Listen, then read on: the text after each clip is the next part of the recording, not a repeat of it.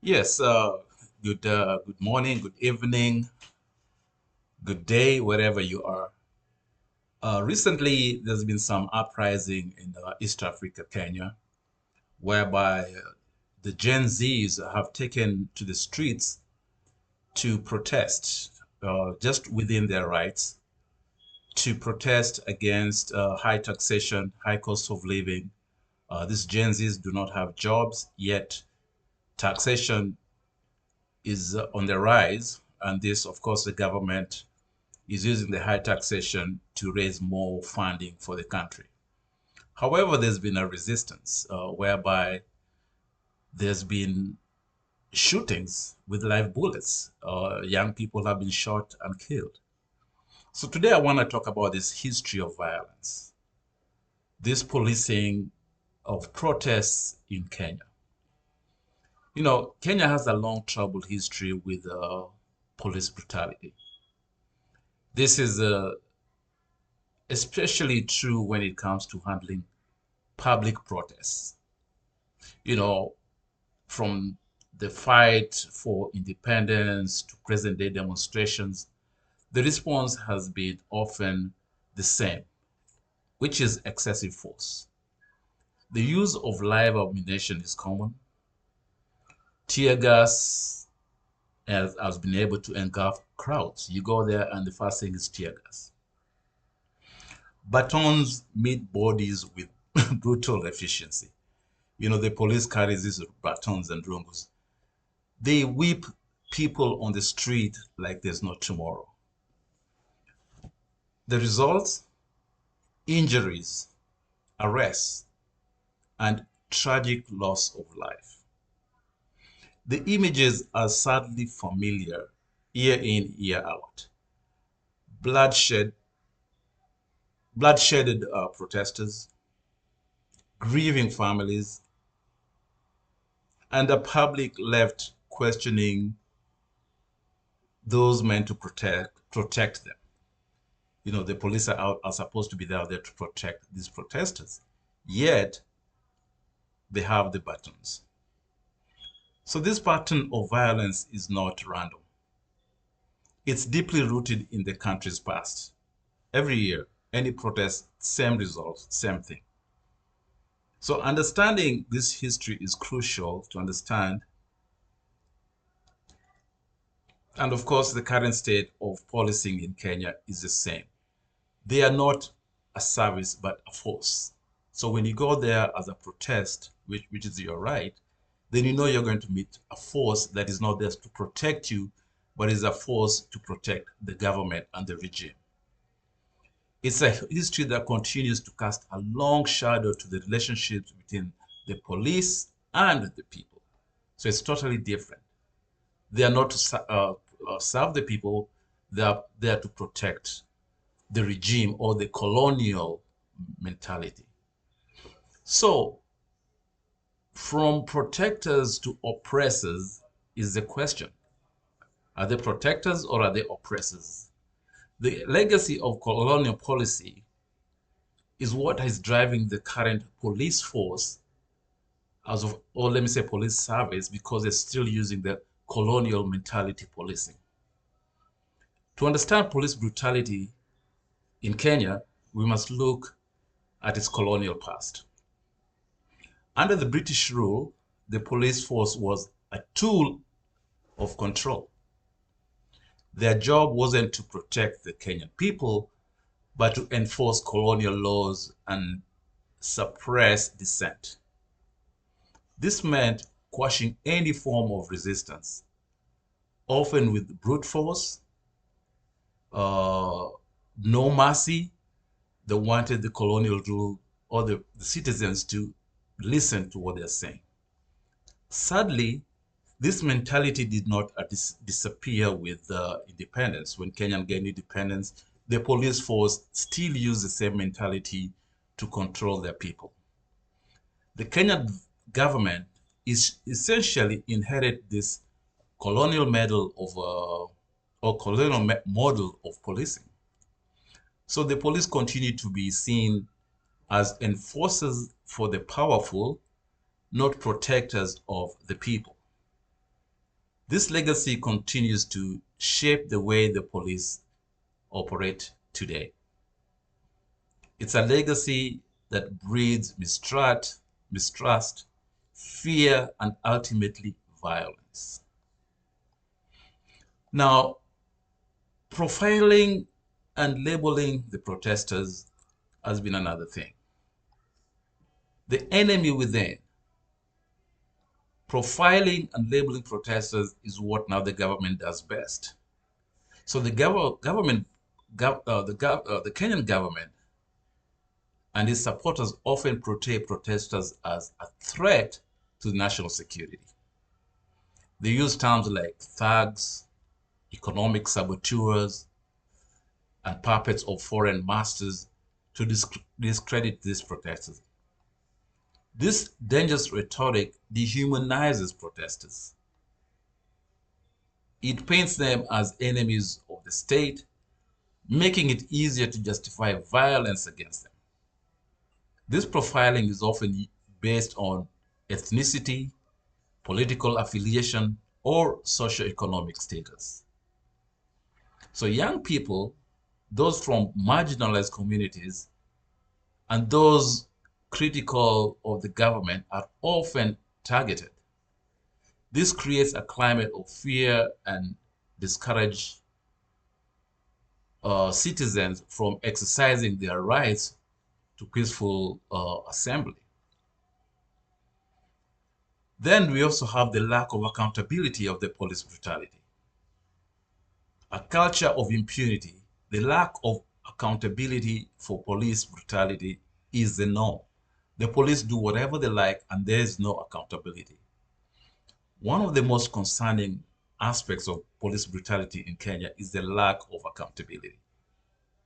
Rarely are officers held responsible for their actions. Even when there is clear evidence of wrongdoing, they are left to go scot-free. This creates a culture of impunity. It sends a dangerous message that police officers are above the law. This lack of accountability is compounded by the fact that police officers often receive praise from politicians and government officials, even when their actions are clearly excessive. This sends a mixed message to both the police and also the public.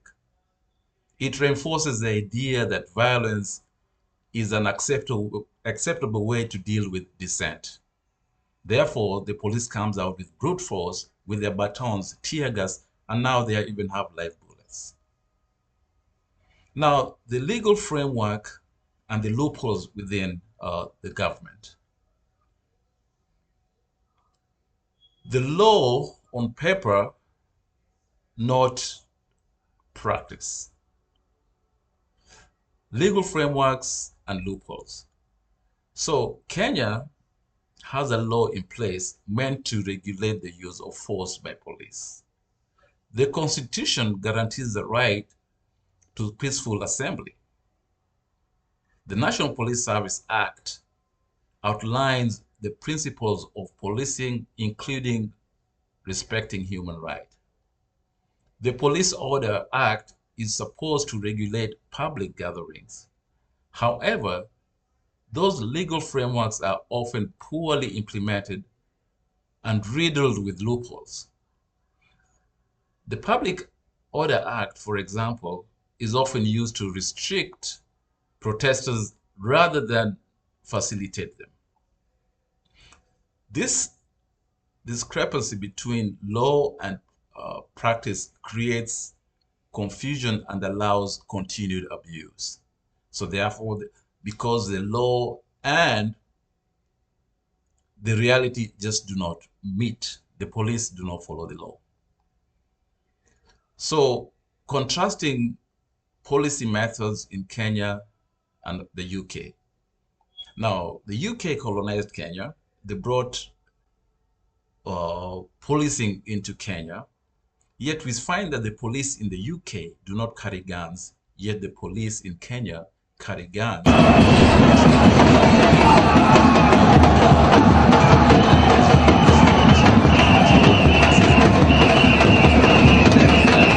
Training or that thinking in Kenya, while if you go to the UK, the police do not carry guns. The only police that carry guns are the ones dealing with terrorists.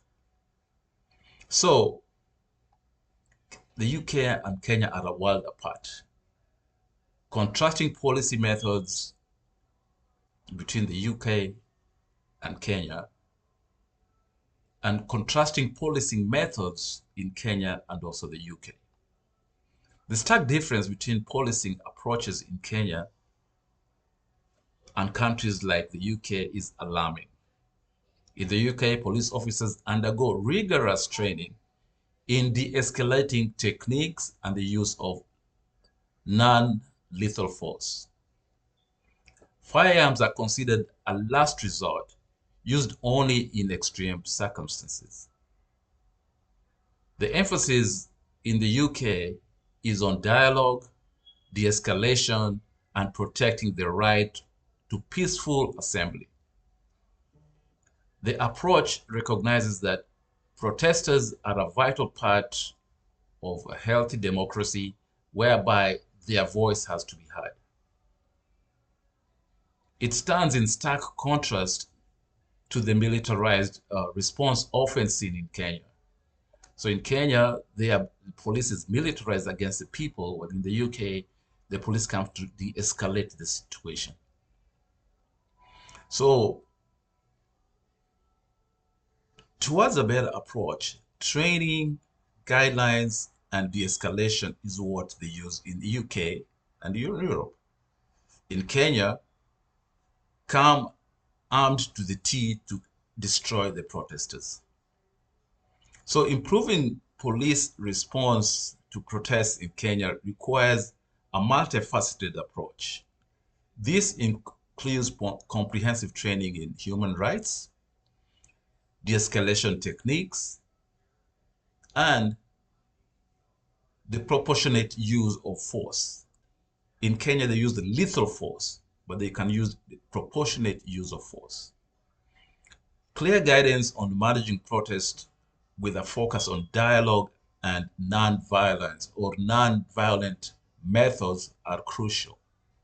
Furthermore, equipping police officers with appropriate non-lethal equipment such as body cameras can enhance accountability and deter excessive force. Investing in those areas is not just about improving policing, it's about upholding the fundamental rights of the Kenyan citizen. So international methods of peaceful protest management is what now the Kenya police needs to look into and see how they can improve on that. So learning from the world and international models for peaceful protest management is what the Kenyan police need to be more training, as opposed to be colonial masters on the people of Kenya. So they need to really change the way they police in Kenya. So Kenya can learn from successful models or to protect management implemented in other parts of the world. So they have to learn from other parts of the world, especially the first world, who have brought these weapons to them. The negotiated management model used in countries like Germany and Sweden emphasizes communication and cooperation between police and the protest organizers. This approach recognizes that protesters are not inherently confrontational, and it seeks to facilitate peaceful demonstration while ensuring public safety. Adopting such model could pave the way for a more peaceful and democratic Kenya. So there's need to be a call for reform and of course a safer Kenya. Building trust and a call for reform and a safer Kenya is what we need. We don't need young people dying in the streets just because they are protesting and it's within their rights. The current state of police brutality in Kenya demands real urgent action. Systematic reforms are needed to transform the police force from a symbol of fear and oppression into guarantor of safety and rights and human rights. This requires political will, societal change, and a commitment to accountability. So learning from the past, adopting best practices, and prioritizing dialogue over violence, Kenya can create a future where the right to peaceful assembly is respected and protected. It's a future where citizens and the police work together to build a safer and more just and democratic society for all. So with that, I just want to say uh, the police brutality in Kenya is just too much. They need to find a way of whereby they need to stop all this brutality. So in Kenya, the police have a history of using this excessive force, including live ammunition, the killing of young protesters, killing young kids in the streets, just fighting for their rights, using live ammunition to disperse public protests. This is just largely due to the fact that the police force has historically served political regimes rather than the citizens. The police is supposed to be there to protect the citizens, but in Kenya, they serve political regimes. The Kenyan leaders can say, go out and destroy them, destroy the thugs. So the police often use words and they profile protesters, looters, thugs, and goons, labeling them as criminals who deserve to be dealt with ruthlessly. This profiling for both the police and the politicians contributes to the use of disproportionate force. Police officers are rarely held accountable. Live bullets. Who accounts for the live bullets? Where is the police who has killed the hundreds of young protesters in the past week? Where are the guns? So the police officers are rarely held accountable for using excessive force against protesters, and they are often congratulated for doing so by the ruling elite. This lack of accountability fosters a culture of impunity and erodes public trust on the police. And Kenya's legal framework does seek to restrict the use of force during protests, exceptional circumstances. In a way, sometimes they can use force, but this is the norm. Tear gas, batons, live bullets. The police are just a scare while they are supposed to be protecting the protesters. However, the absence of clear guidelines and policies in public order management has led to poor planning and, of course, coordination by the police, making violence the default strategy. Gen Zs, you have done well. You are fighting for your rights. The police need not shoot and kill young protesters who are just within their rights. Thank you for listening. For more information, please subscribe to this channel. And then once you subscribe, you'll be alerted when we have more new information in this regard. Thank you very much for listening. Bye-bye.